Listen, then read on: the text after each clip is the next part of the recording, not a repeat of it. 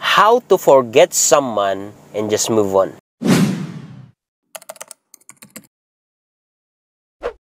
Nasa situation ka na ba na kung saan binuhos mo na ang lahat ng pagmamahal mo, ng care mo, ng pera mo, ng lahat-lahat mo, ng tiwala mo, tapos sinaktan ka pa rin, iniwang ka pa rin, or pinagpalit ka pa rin? Or ikaw yung tipo ng tao na kung saan palagi na lang na palpak yung nakakarelasyon mo, palaging sakit na lang yung dinudulot sa'yo. And gusto mo na mawala na yung sakit, gusto mo na makalimutan siya at mag-move on. Well, let me tell you the truth. It is very impossible na makalimutan mo isang tao. Unless kung ma-amnesia ka. Unless kung may something na mangyari sa mental mo.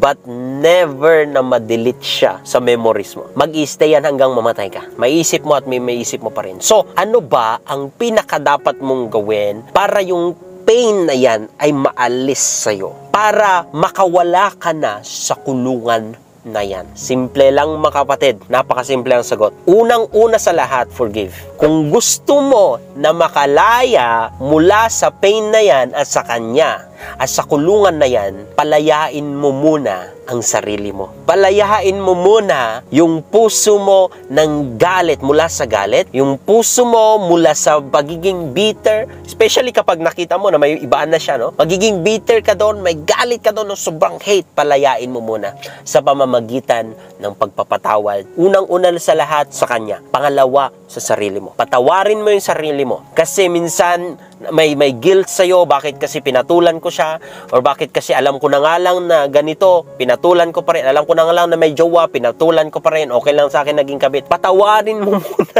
yung sarili mo, okay? Patawarin mo siya, and patawarin mo yung sarili mo. And in that way, makakalaya ka. Naturally. Learn. You don't need to wait na pupunta siya sa'yo at magsusorry, kasi kapag ginawa niya yon, expected na mahuhulag ka pa rin at lolokohin ka ulit. Especially kapag hindi genuine talaga yung pagsusorry niya. Pero, kung ikaw yung tipo ng tao na hindi mo ugali ang mangkimkim or manghawak ng galit at sama ng loob sa puso mo, trust me, mas makakalaya ka kapag patawarin mo siya. Even if he will not come and ask you to forgive him or forgive her. It is for your own good. For your own health, for your own freedom. Don't wait for them. Kasi never mo nga na makalimutan yung ginawa niya sa'yo. Andun at andun pa rin. Pero kung gusto mo na makalaya sa pain na dulot ng memories na yun, ng bad memories na yun, na whenever na naiisip mo, is that andun yung pain, maalala mo, kung gusto mo makalaya doon, then forgive. Kasi once na na-forgive ka, ang mentality mo is that kahit na ginawa niya yon, okay lang sa akin. Okay lang sa akin. Napatawad ko na siya. In that way, ikaw yung makakalaya. Ikaw yung makakatulog. Okay? Trust me. Ikaw yung makakatulog niyan. And pangalawa na dapat mong gawin is that, ito talaga, ang solusyon na isa. Mag-refocus ka sa ibang bagay. The reason why hindi ka nakaka-move on sa pain na yan, kasi nakafocus ka pa rin sa kanya. Hindi mo siya makakalimutan. Hindi siya ma-erase sa isip mo. Pero, maaari ka na mag-refocus sa iba so that kung anuman yung connection nyo, anuman yung may something sa inyo, unti-unti na mawawala yung effect sa'yo. Unti-unti na mawawala, naturally, kapag hindi siya yung focus mo. Problema kasi sa inyo, gusto nyo gusto nyo siyang kalimutan. Pero andun pa rin, nagsisearch ka pa rin ng kanyang pangalan sa Facebook, kung bakit ka blina, kung na-block ka na ba, o kung ano yung post niya, kung ano kaya ang update niya.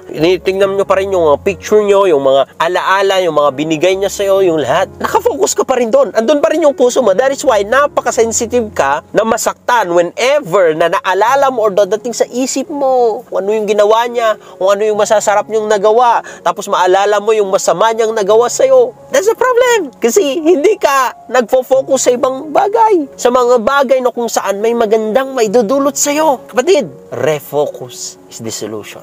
Mapapansin mo, bibigyan kita ng example. Kapag nag-gym ka, nagfo-focus ka na mag-lift, kung ano man yung gusto mong i-develop sa katawan mo, doon ka nagfo-focus, may development na nangyayari.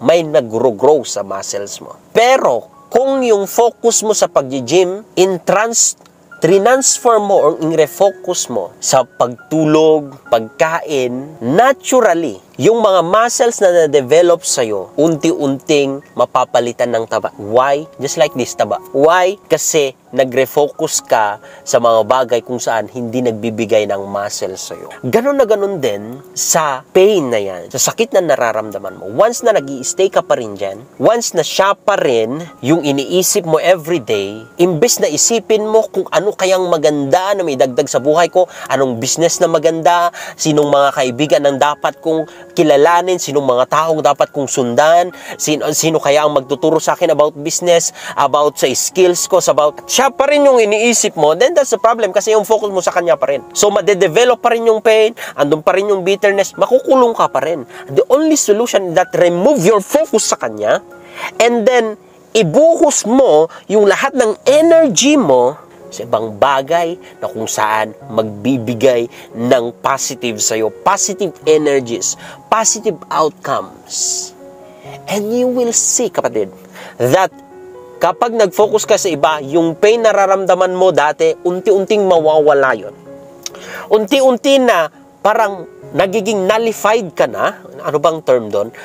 Parang nagiging manhid ka na minsan kahit makita mo na siya may ibang babae or may ibang lalaki or may post na kung saan dapat masaktan ka, magugulat ka na lang kapag nakita mo parang wala lang sa'yo. Why? Naalis mo na yung focus mo sa kanya at na-redirect mo na sa ibang bagay. And ito ang may advice ko na number 1, kung saan mo ba ifo-focus yung buhay mo. Number 1, si Lord. Sometimes, God will allow us to become broken, to be hurt by someone, in order para ma-realize natin that He is the one who will never hurt you, but love you 100.1000%. He will love you. The Lord will love you. So, mag-focus ka sa Kanya. Lapit ka sa Kanya. Say, Lord, I repent. I change my mind. Help me. I come to you. Lord, heal my heart. I want to know you. I want to have a relationship with you. I want to have an intimate relationship with you. Father, heal me. Direct me. Lord, connect me to people na kung saan makakatulong sa akin. May magandang impact sa akin. May magandang maidulot sa akin. Kapag ganun yung prayer mo, kapag mag-focus ka kay Lord, it is very impossible na pababayaan ka niya. Tutulungan ka ng Panginoong Hesukristo. Isi-save ka niya. And He will heal your broken heart. And He will build a relationship with you. And next, na dapat mong pagfokusan is kung ano yung mga bagay na may magandang impact sa'yo.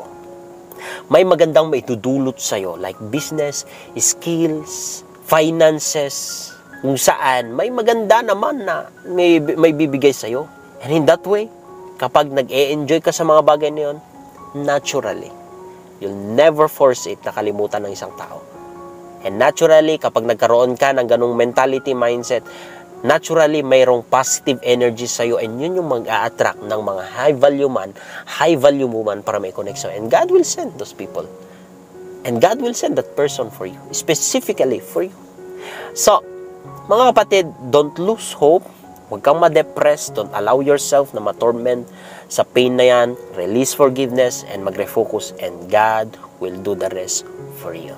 That's it for today's video. I hope na meron kang natutunan. But anyway, let me pray for you. Father, in the name of Jesus Christ, heal this person's heart. It's broken, Lord. But I know that it is for his good, for her good, Lord, para mas mapalapit siya sa iyo. Lord, gamutin mo po yung kanyang pain. Lord, help him na mag-refocus sa'yo, mag-focus sa'yo at sa mga bagay na kung saan may magbibigay ng maganda sa kanyang buhay, may magbibigay ng benefit or magbe-benefit siya sa mga ibang bagay na kung saan pag-focus siya. Tulungan mo po siya, Panginoon. Maraming salamat po. In Jesus' name, Amen. Shalom.